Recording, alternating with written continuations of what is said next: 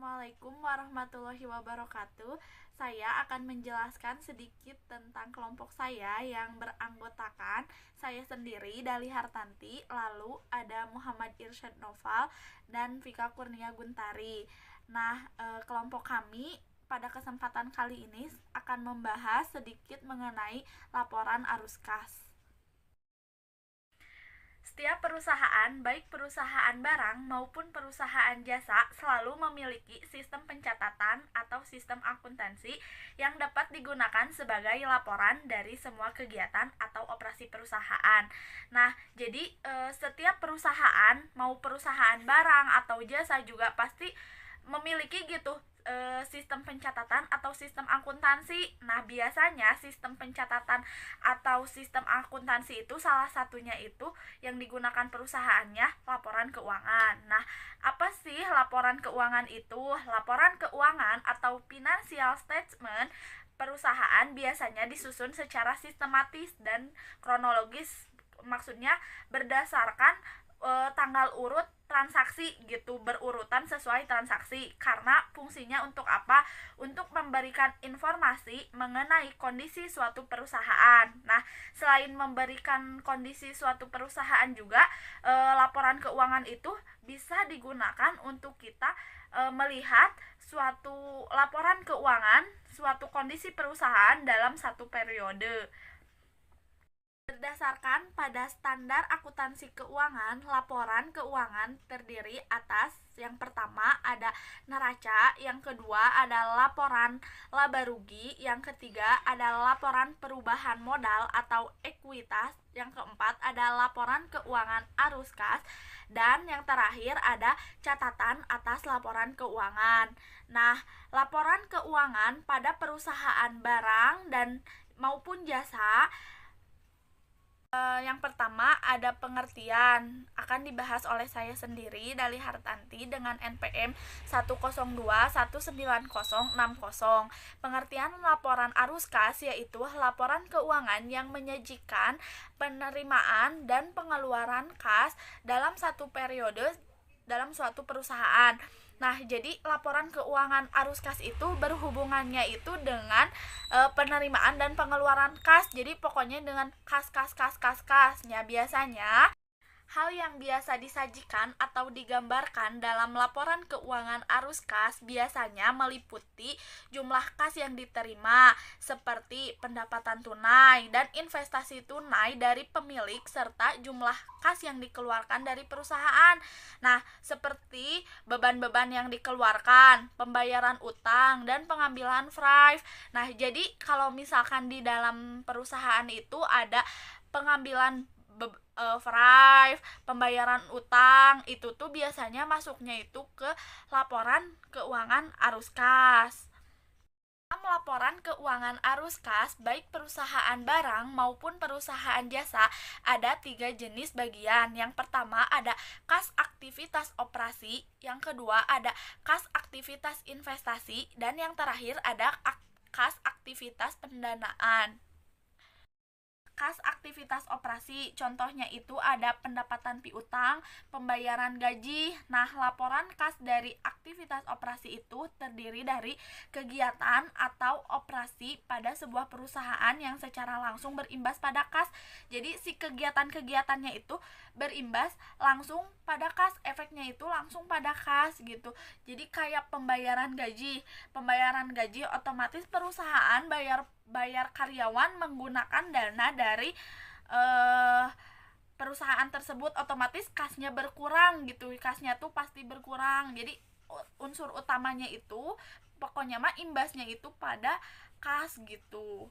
Yang selanjutnya itu ada kas aktivitas investasi. Itu merupakan laporan keuangan yang berkaitan dengan perolehan penjualan. Jadi perolehan penjualan itu masuknya itu jadi termasuk jenis ke aktivitas investasi. Kalau tadi aktivitas operasi itu dan berimbasnya itu pada kas, kalau ini mah perolehan penjualan. Jadi barang-barang atau jasa-jasa yang sudah terjual itu masuknya ke si perolehan pendapatannya itu masuknya ke kas aktivitas investasi. Lalu yang terakhir ada kas aktivitas pendanaan, yaitu laporan keuangan arus kas yang berhubungan dengan investasi pemilik dan peminjaman pendanaan. Nah, jadi kalau misalkan perusahaan-perusahaan itu membutuhkan pendanaan, investasi pemilik itu di kas aktivitas pendanaan. Kalau tadi kas aktivitas operasi itu berimbasnya pada kas langsung. Kalau misalkan kas aktivitas investasi itu perolehan dari penjualan. Kalau ini aktivitas pendanaan itu peminjaman berupa peminjaman pendanaan.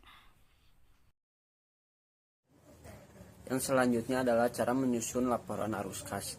Laporan keuangan arus kas, laporan yang disusun atau dibuat setelah pembuatan neraca. Laporan ini disusun berdasarkan pada dua sumber data, yaitu data laporan laba rugi periode berjalan dan neraca periode berjalan dengan neraca periode sebelumnya. Berdasarkan cara penyajian atau bentuknya, laporan keuangan arus kas dibedakan menjadi dua, yaitu penyajian langsung dan penyajian tidak langsung.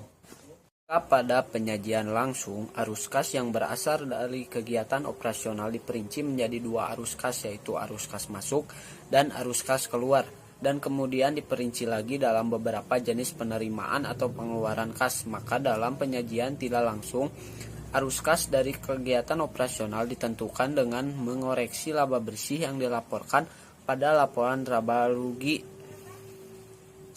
Selanjutnya tujuan laporan arus kas. Dari pengertian laporan keuangan arus kas, laporan keuangan arus kas memiliki pengertian sebagai laporan keuangan yang menyajikan informasi tentang penerimaan dan pengeluaran kas. Oleh sebab itu, laporan keuangan arus kas disusun dengan tujuan secara khusus untuk yang pertama, berdasarkan laporan keuangan arus kas sekarang memperkirakan arus kas pada masa depan. Yang kedua, tanpa melihat laporan keuangan arus kas sekarang menentukan kemampuan atau ketidakmampuan perusahaan dalam membayar kewajiban perusahaan.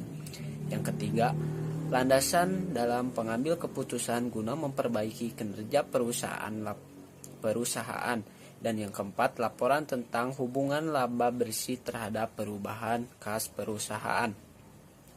Dari tujuan laporan keuangan arus kas, kemampuan dan perkembangan perusahaan dalam suatu periode dapat dilihat dan tindak lanjut dalam investasi bagi perkembangan perusahaan dapat ditentukan. Akan menjelaskan tentang salah satu laporan arus kas.